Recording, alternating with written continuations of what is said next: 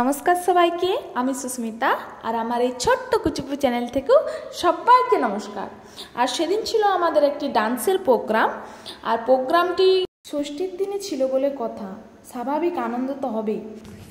আজকে ষষ্ঠীতে এখনো ঘুমিয়ে ঘুমিয়ে পড়ে পড়ে আমি ল্যাদ খাচ্ছি। নাচের প্রোগ্রাম আছে আজকে,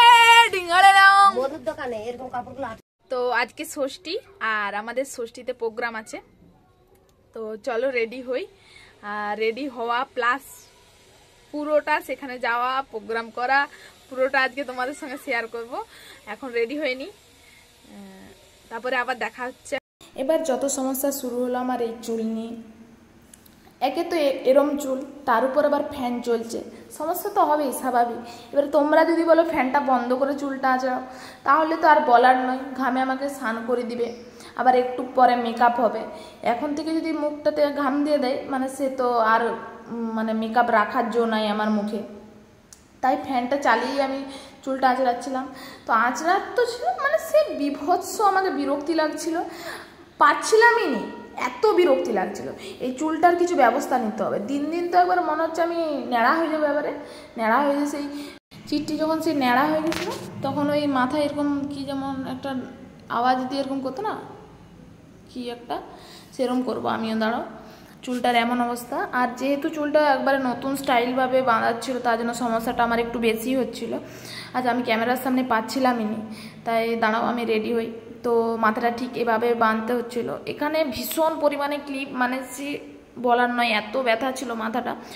তারপরে দাঁড়াও আমি রেডি হওয়ার পরে এখানে একটু মানে একটু অসুবিধা হচ্ছিল। তারপরে রেডি হয়ে দাদা ছেড়ে দিয়ে আসে আমাকে বাইকে করে, দিয়ে আমরা চলে যাই গাড়িতে সবাই মিলে। আমাদের গাড়িতে ছিলাম আমরা 4 জন, আর আমার আরেকটা দিদি সে বাইকে ছিল। তো 4 জনে যখন যাই, মানে এত ভীষণ রোদ, মানে সে বলার নয়, বাজে রোদ একবারে। তারপরে আমাদের পৌঁছাতে প্রায় সন্ধে হয়ে গেছে, প্রায় মানে সন্ধে মানে রাতের গায়ে সন্ধে হয়ে গেছে। আর প্রোগ্রামটা যেহেতু আমাদের রাতে ছিল, সন্ধে হওয়াটা স্বাভাবিক। আর অনেকটা পথও, তো মানে বসে মানে অবশেষে আমাদের মনে হলো যা না আমরা পৌঁছে গেছি।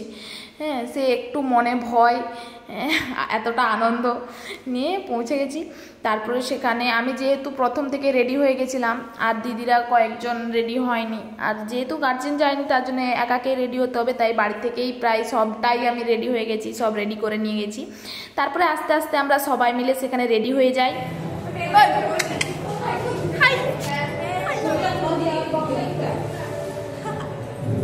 বিশাল বিশাল সুন্দর সুন্দর হ্যাঁ চলছে, শেষ জীবনে হবে নি।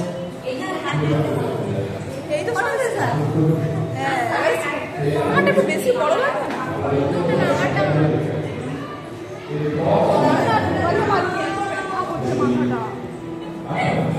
এই যে এটার জন্য তো বুঝতে পারছি। এবারে শুরু হয়ে গেছে ঘাম দিয়ে, দেখো এবারে ঝরে ঝরে পড়বে।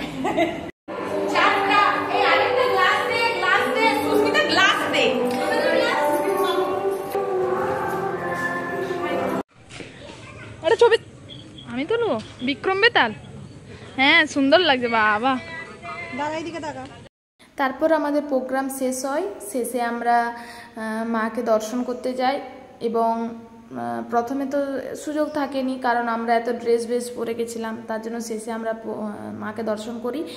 আর সব দর্শক, তারপর যেহেতু রাত হয়ে গেছে, প্রোগ্রাম শেষ, সবাই চলে গেছে, তারপর আমরা একটু খাওয়া দাওয়া করি। নমস্কার বন্ধুরা, আজকের মতো